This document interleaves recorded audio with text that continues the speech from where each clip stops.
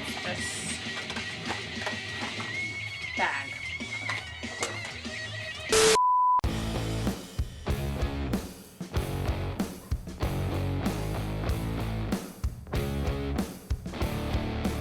Hi guys, and welcome back to my channel, Edit With Me, where I talk about post-production, video editing, and my life as a freelance video editor.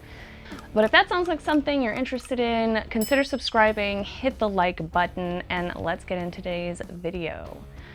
So today I wanted to talk about something that recently happened, and it really kind of comes off the back end of the video I just posted about defining scope when working with new clients or new projects. And this is what I'm going to talk about. I've experienced over and over and over again, but I think at this point, like this time when it happened, I was finally able to just kind of like cut it off before it got out of control, and and we'll get into it. So this client, and I can't talk about any clients specifically, so we're just going to call this client the YouTube channel. So I've been working with the YouTube channel for a couple of years now.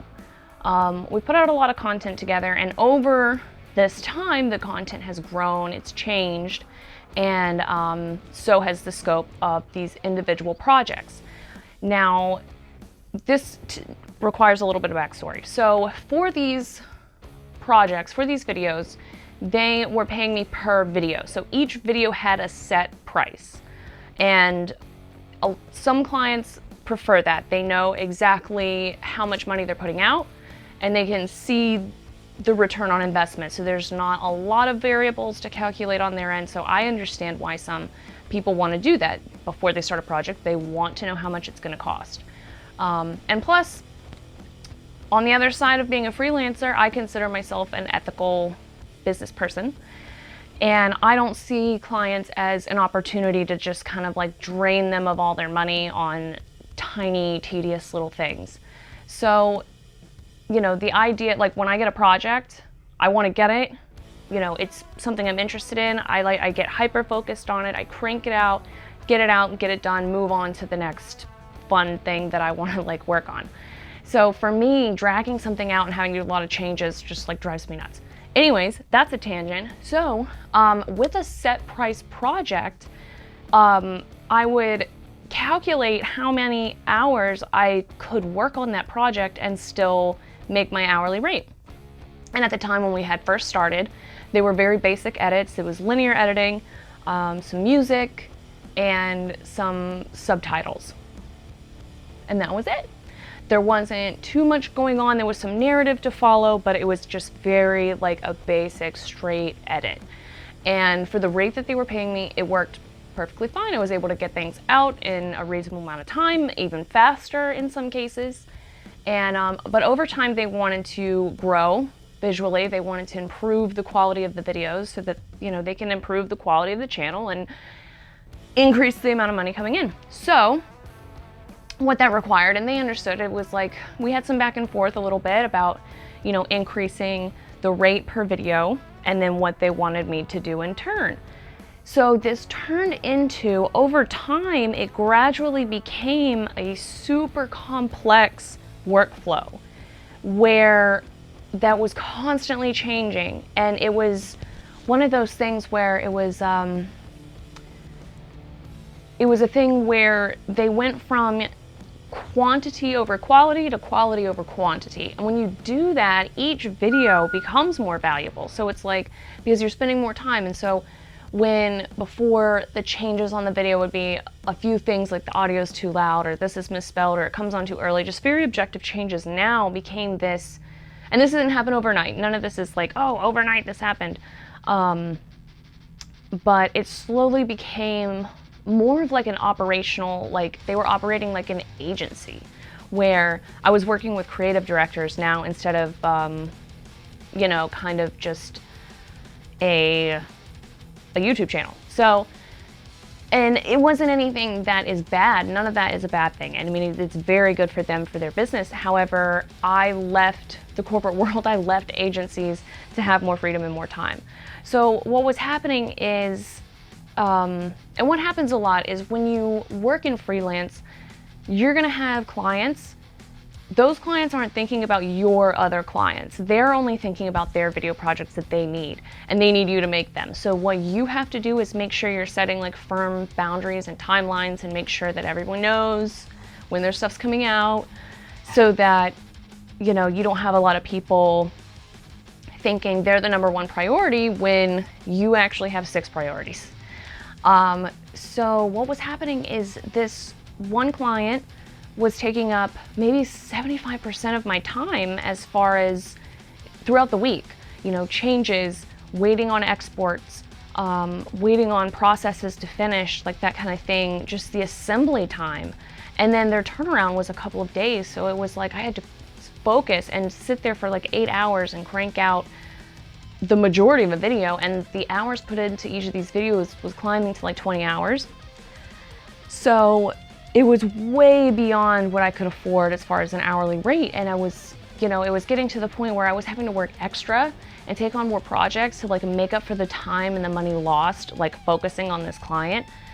And it sucks because, you know, when you've had a client for years and you don't want to lose that relationship, because obviously, you know, it's making me money, but it becomes a thing where it's like, what am I supposed to do? Like, I can't starve for another person's dream, you know? So you have to like draw those lines. So, and I had been trying to increase the rate, but at some point, and sometimes it's really hard to do, to just like say no, like, I'm not doing it anymore. Like, you've got to pay me like this or find somebody else.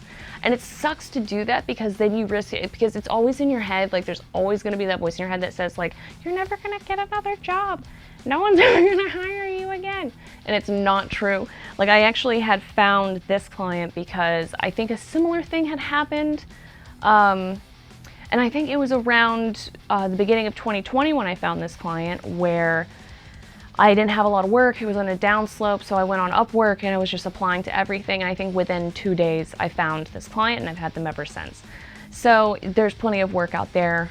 There's editing work like crazy. So I sent them an email and I was like, hey, you know, I love working with you guys, but I can't afford to keep creating these videos at this rate. Like, and explain to them exactly what I had said before, where I was talking about, you know, it's the amount of hours put in. Like, I'm either gonna have to work hourly with these unlimited changes, you know, and the turnaround time is too short. Like, I just can't do it as a individual. I was like, or if you need someone on a retainer, if you need like a full-time editor, we can talk contracts.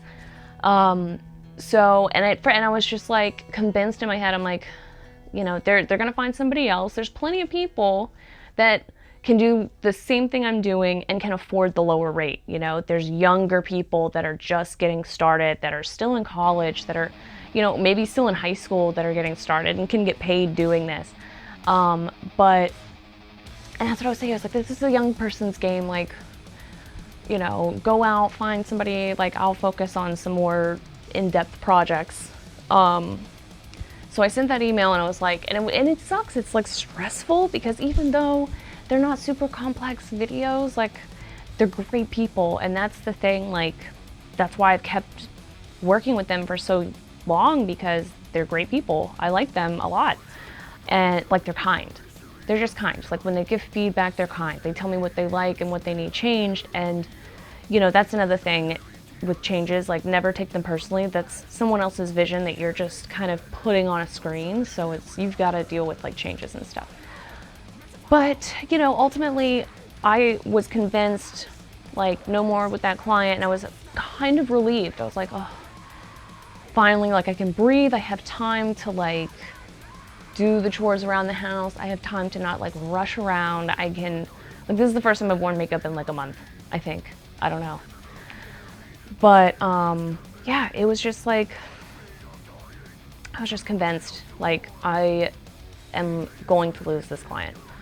But they emailed me back like the next day, and I was delivering a project, so we still had 2 active jobs. So I was like, it's probably a good time to put this on the table, because they'll have time to kind of like put it out there before we get done with these videos that we already have going on. So they got back to me after I delivered the next version of the video, and you know, they were like, no, we don't want to lose you. Just, you know, let's try and do like, or I think they counter offered with like, it was like a higher rate. It was like a higher rate per video. They came back with like a higher rate per video. So it would be like unlimited changes. It was a higher rate, but I told them, listen, you know, with the unlimited changes, it's, you know, not feasible still. And with the turnaround, it just keeps me locked on my computer. I just can't do it physically.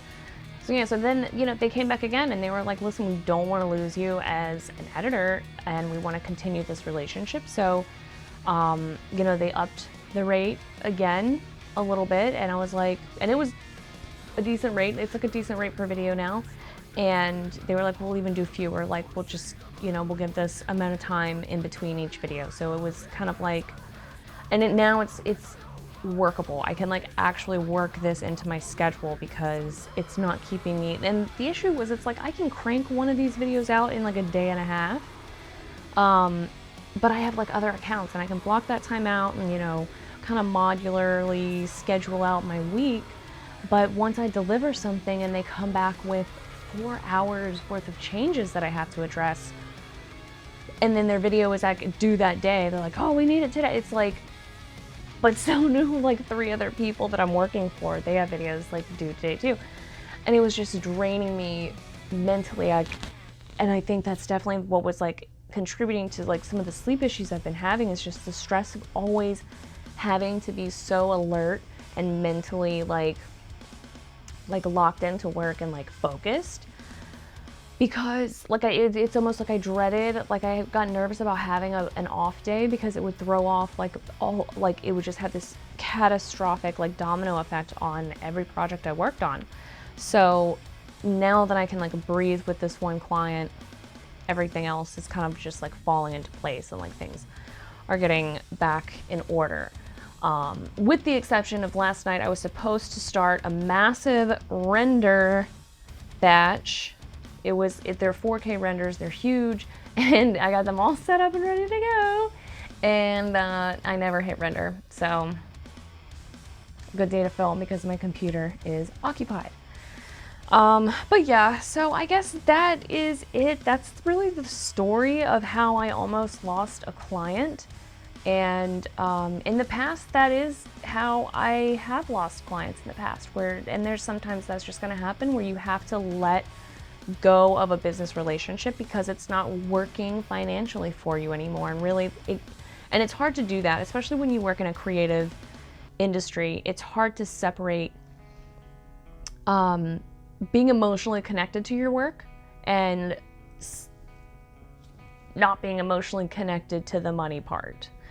And that's really it. You know, it's like, and it works kind of the opposite way too. Like one of my other clients that I loved working with, I had to kind of stop working with them on a regular basis because they wanted smaller like design projects that, you know, just were small. They need like a PDF design or like a brochure design or something, which I can do, but my, you know, it's just the rate I would charge for the work that I would do for them, it would be way overcharging. It would be way too much for them. And I just told them, I was like, look, for this stuff, like find a designer or somebody that just does that, because I'm gonna charge way too much, because it just takes me longer to do that. So yeah, so it was kind of like, and I haven't, but they come to me when they need like special projects, animated things, that kind of stuff. So, you know, but it all works out. You know, the time you free up from one client that's like really like weighing down your schedule, that frees you up to search for new business. So yeah, I guess that's it. That's all from my like tangents and stories. So, all right guys, well I hope that helps you out in some way, like maybe navigate some client experiences, or maybe if work's feeling a little too overwhelming, maybe that kind of helps you narrow some things down. And if you enjoyed this video, give it a thumbs up and hit the subscribe button, and I'll catch you guys next time.